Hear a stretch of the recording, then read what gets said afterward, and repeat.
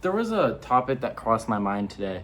With my content recently, I've been struggling to draw the line between being myself and being a content creator. I feel like a lot of times I think I prioritize being entertaining over being myself and doing what I want to do. There's a lot of situations and a lot of people who obviously want to see that content. Don't get me wrong, I love the rage baiting. I love the goofy jokes. I love the what's the code, the what grenade.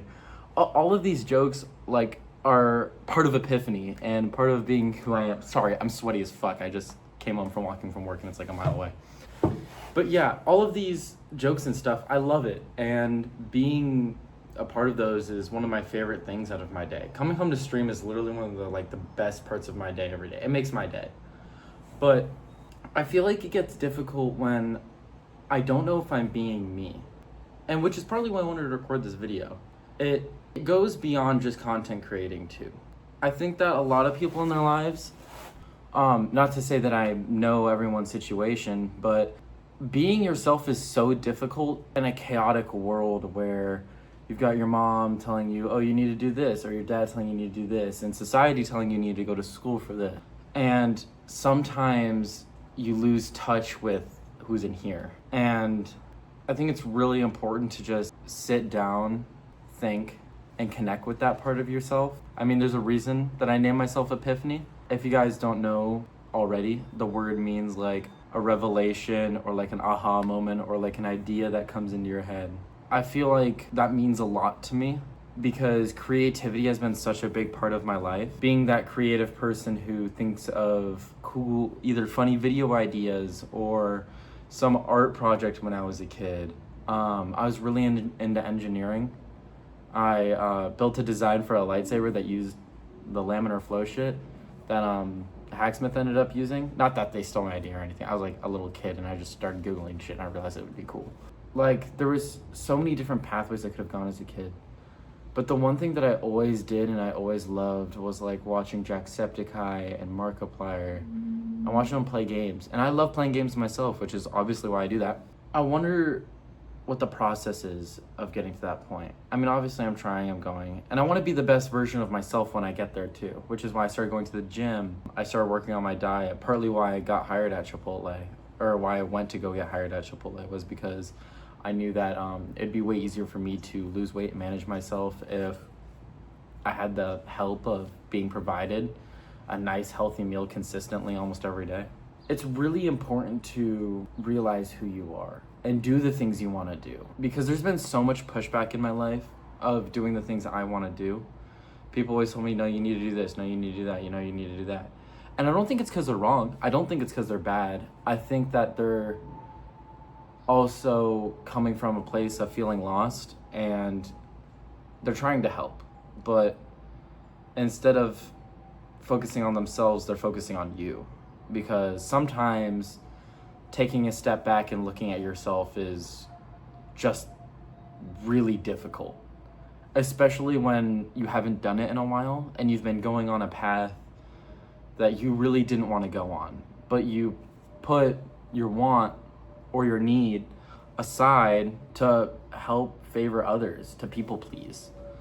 When those people come to you and they tell you whatever they need to tell you, it can get hard and it can get complicated, especially if they're people that are close to you, like family, friends. I've gotten to a point where I'm pretty in touch with myself. I can always go further and I can always become a better version of myself.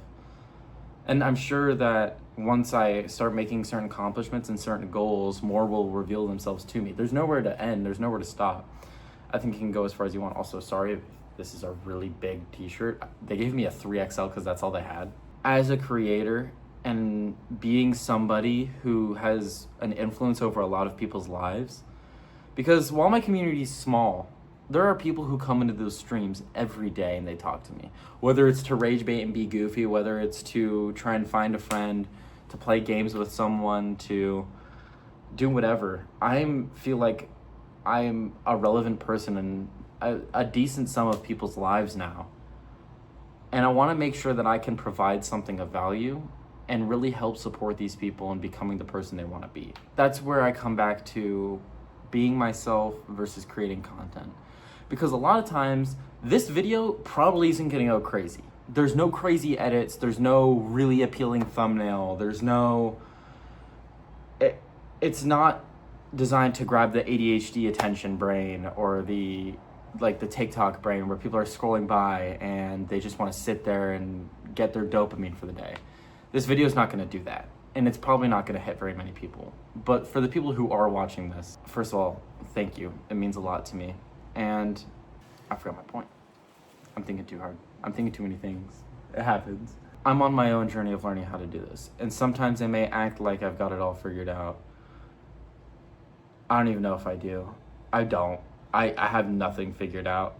For all I know, it could be 3 years before content works. I could lose my housing. I could lose friends, which I kind of already have. There is a recent friend in my life named Chris.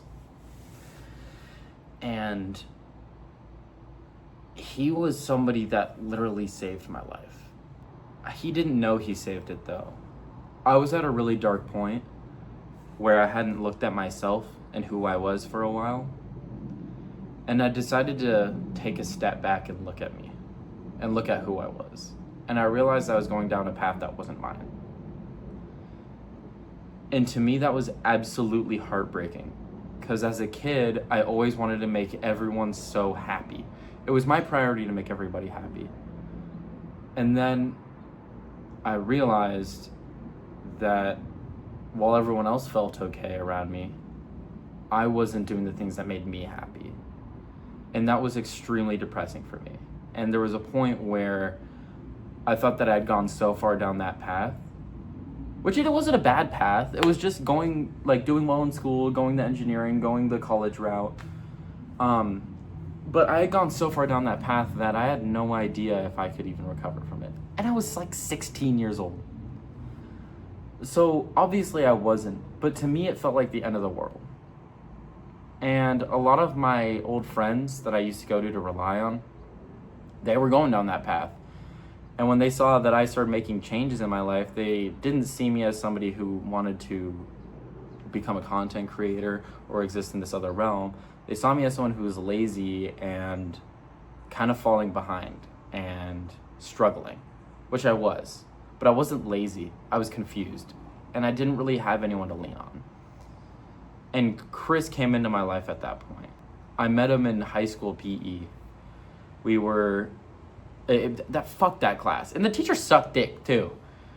I don't even remember his name. I just remember he's kind of an asshole. But Chris and I were sitting there, and he puts music on. And it was a band called Infected Mushroom. And I still listen to them to this day. Peak band. I love them. And they were singing in Hebrew. And I went to a Jewish school from K through 8. And I learned Hebrew. And I understood it. And he started playing this music. And I was like, hey, you know I can understand that, right? And from there we just started talking. It was the first time I met him. And I was able to form a connection with this person that wasn't based on status. It wasn't based on if our families knew each other or if our friends were friends with each other. It was just this complete random stranger, which I always had trouble talking to new people like that.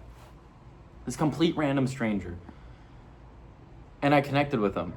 And he invited me to his little private Discord server. And that's where I met my really relevant and important friend group. Aiden, Payson, Alex. And I felt really safe there for a while. Every night we would smoke weed and play games, and most memorable nights of my life, we would be on Discord VC with our face cams on, doing the stupidest shit.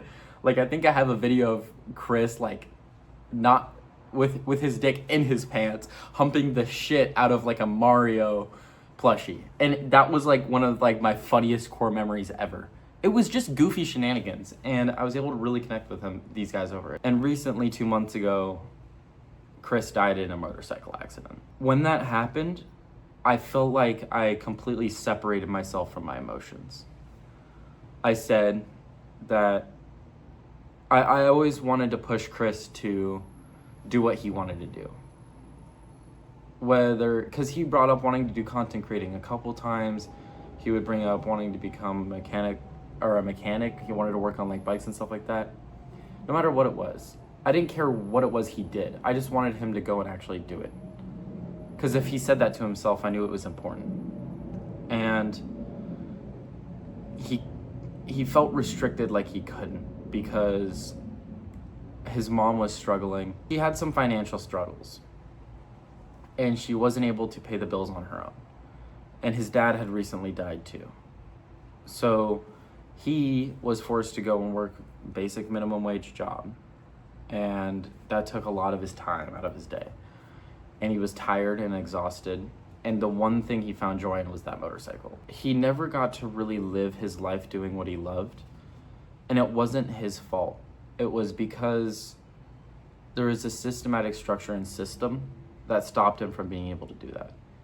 And it was that he didn't have money, and that his mom wasn't making a livable wage, and that he wasn't either. Part of why I want to do what I'm doing with content creation, it's to free myself from those bounds. But when I'm really successful and I make this happen, I can free the other people from those bounds too. Whether it be me directly handing them money and saying, go live your life the way you want to live it, or me sitting here face to face to you, telling you the things you need to do to be able to go and live the life that you want to live. That's why I'm here. I want to help free people, and I want to help people connect with themselves and become the people they want to be.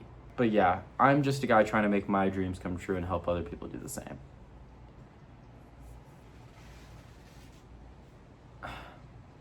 It's such a weird world. I never expected to see myself where I am now. But yeah, I love you guys, and I appreciate everyone who's been supporting me from the start. And don't worry, we're gonna go back to normal videos after this one too. Like, this is kind of a one-off thing. But take care of yourselves. Genuinely. Don't be fucking idiots. If you know you should do something, do it. Mistakes happen though, so don't beat yourself up. If we want more of these videos, if you want a part 2, let me know.